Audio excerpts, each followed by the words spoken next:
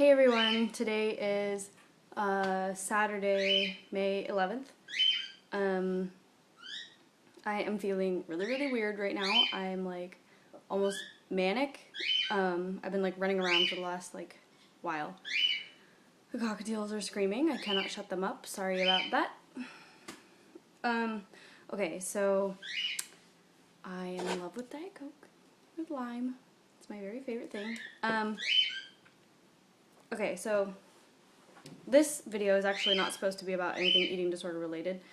Not really.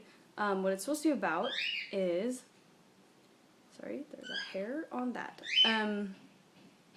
Getting like courage or whatchamacallit,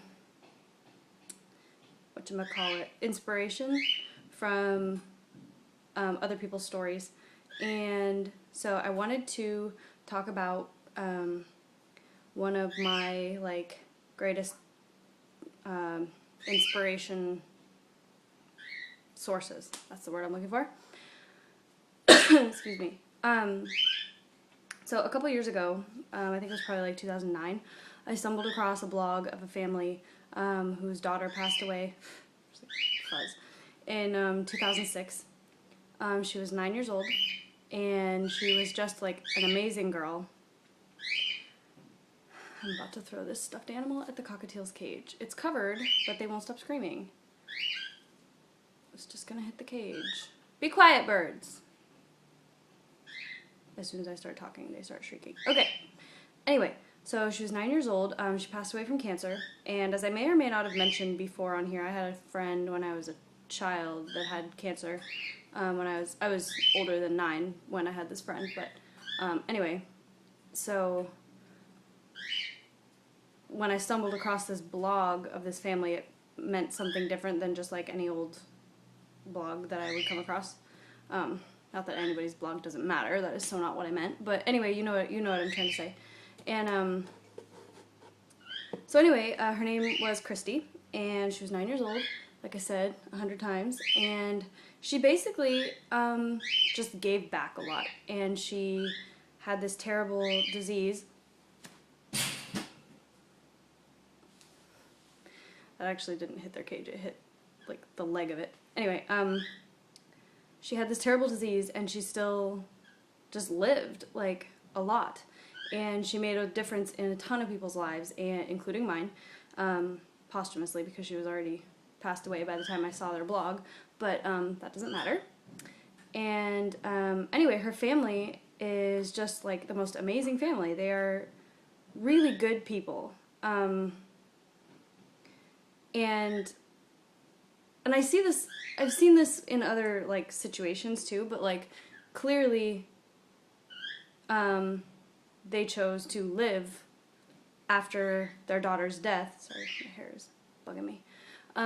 Instead of just like hiding away. And they do things in her memory. They have like annual Easter egg hunts in her memory, and they have a foundation that sends people to, I believe it's for dancers because she danced. And there's other scholarships and stuff in her name and the foundation and everything like that. She also participated in Alex's lemonade stands and held many stands in her life, and to raise money for cancer research, for pediatric cancer research, I believe, and other things like that. And I mean, she was just an amazing kid. So anyway, I just, like, you know, she went through a lot of stuff. Like, she treated for cancer for 4 straight years, and that cannot be easy. I mean, I've never had cancer, but, like, oh my gosh.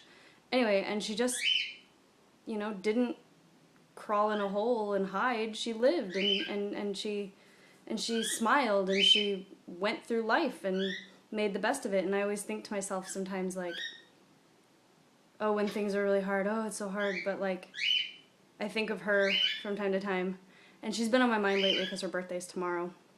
I believe she'd have been 16, if I did my math right on that. So, anyway, I wrote on my wrist her birthday, the day she passed away, and R.I.P. Christi. Just to remind myself, you know, these days, these couple days coming, and you know, just kind of honor her memory, I guess. I mean, I never knew her. I never met her. They're not from the same state as me, but I know that she touched lives all over the world, even in like Japan and stuff. I mean, you should look her up. It's her blog.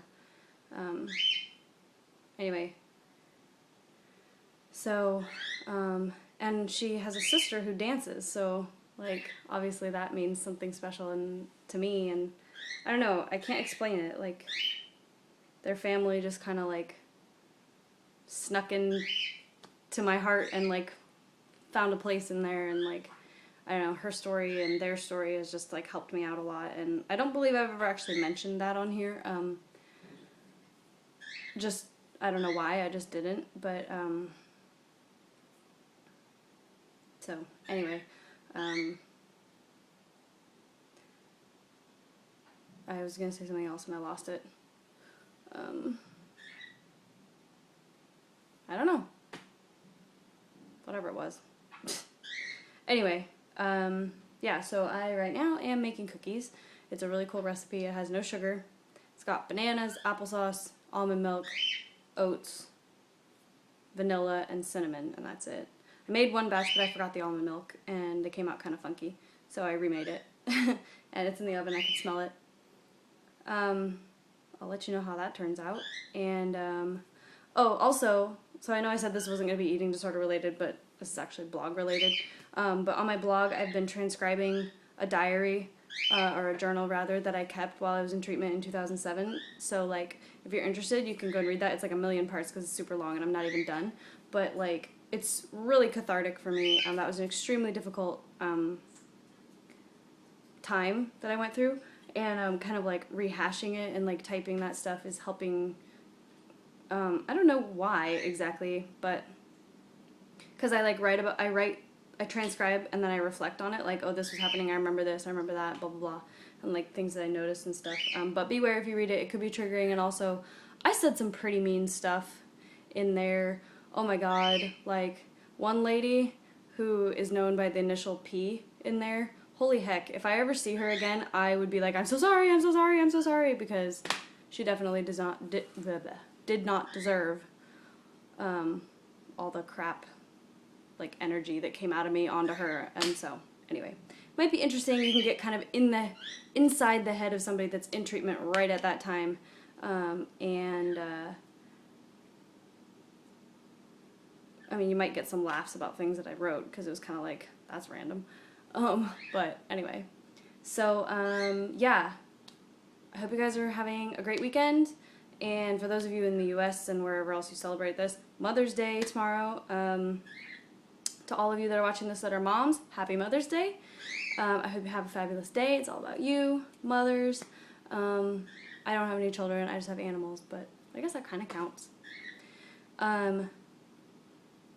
So yeah, that's that. And anyway, rest in peace, Christi. Fly in heaven and dance forever and look over people. And thank you for helping me. And I'll talk to you guys later. Oh, and I cut my finger, like, almost to the bone. It was really bad. It bled forever. Wah.